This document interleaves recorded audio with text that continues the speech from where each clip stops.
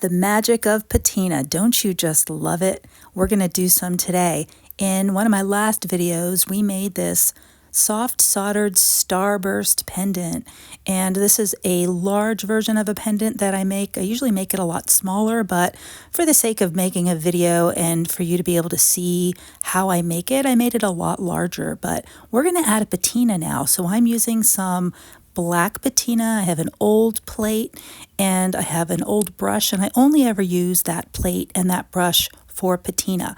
Once you use it with chemicals, you never want to use it for food again, so you can go to a thrift store and pick some up there. I put a little bit of the patina on my plate, and using the soft brush, I'm going to gently brush it onto my project. Now, your project has to be completely clean. It has to be completely dry. If it's damp or wet at all, you're not going to get a good finish. So I'm going to go around and I'm going to cover all the shiny silver areas with patina. I only start with a little bit. You can always add more later on, but you don't want to waste any of your chemicals. Sometimes a little bit can go a long way, although I do have a lot of wire on here that I have to add patina to. So I'm going to start with the front of my pendant, as you can see, and I use some paper towels on my work surface just to protect it. And like I said, I'm using the old plate, and I'm just going to brush the patina on. You can see as I brush it on, it starts out as a blue liquid, and as I brush it on, it's turning into a rusty brown color. That is the finish changing on the metal, coming off almost like a rust. And after I do one side, I'll flip it over and I'll do the other side.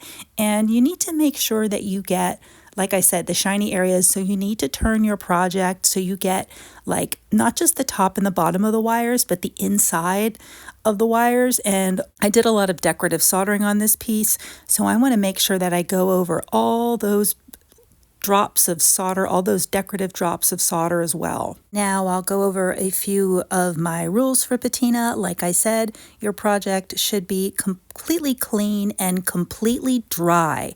And the next rule is you need to wear safety glasses.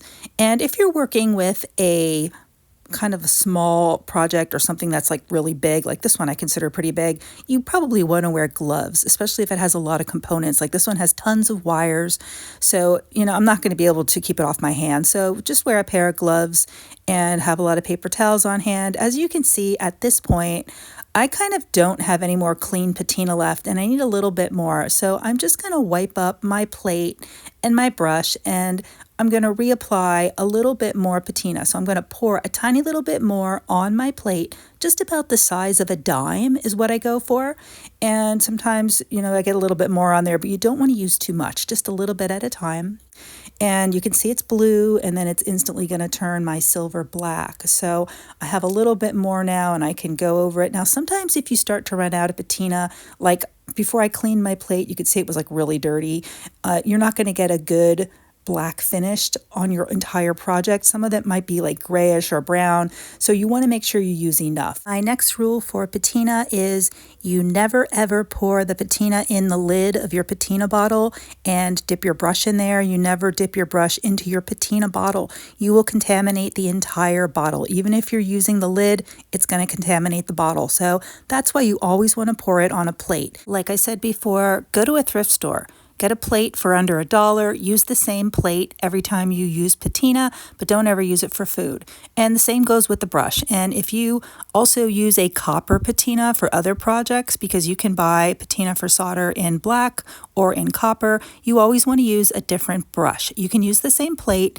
Make sure you wash it and dry it in between uses, but you want to use a different brush.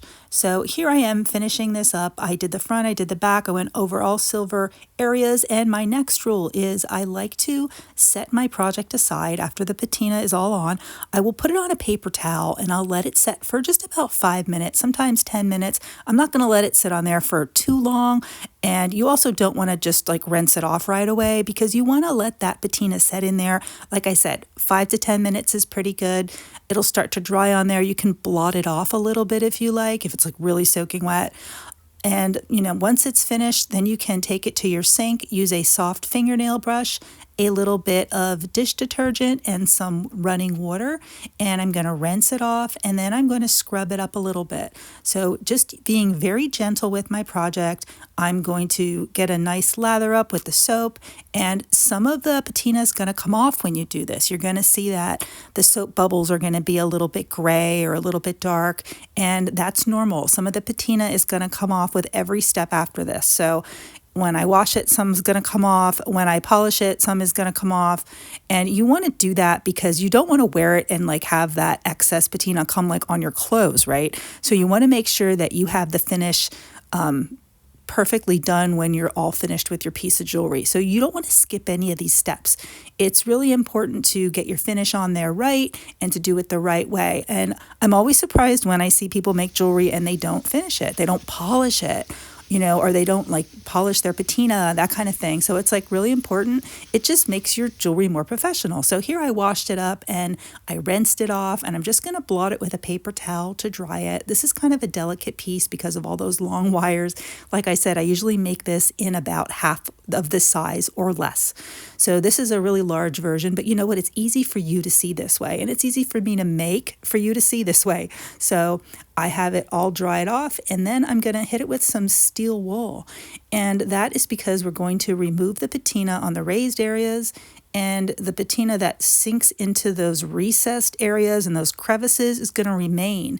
So we're going to get a really nice antique silver finish. And that's what I'm doing here. So I'm just going to gently buff it with the steel wool. I'm going to go over the front, just like I did with the patina. I'm going to go over the front of my project. I'm going to flip it over. I'm going to go over the back of my project. And very gently, I'm just going to brush over that black until it's like a uniform color all around my entire project. I want to have the same kind of antique silver all over my project. Now you can also leave it completely black if you like, and you can skip the steel wool and then you can just polish it after that. But I really like to do this. I think this is the greatest finish. Now, if you have never used a copper colored patina, I can give you a little bit of advice about that quickly. I actually did a video on it a few months back about how to apply a copper patina. It is a very different type of patina than the black patina. It takes a lot more elbow grease. You need to give it some muscle because you really have to rub that patina in because it has very, very kind of a tarnished copper look when you first put it on. But the more that you rub it in, the more bright and shiny copper color it turns. So now that I'm finished with my steel wool, I'm going to take a soft cloth that I have a little bit of a polish on, and I'm just going to very gently buff it up, and that's going to make it really shiny and glossy. It's going to give it a beautiful finish. Now I want to hear from you. Which finish did you like best? The plain silver, the plain black, or the antique silver? Leave me a comment below and let me know. Don't forget, I have 2 new soldering books out, the Broken China Jewelry book and Soldering Iron Jewelry. I will leave links above and below to the books and to all my materials and tools lists. Thanks for watching, and if you liked it, give it a thumbs up, and I'll see you soon.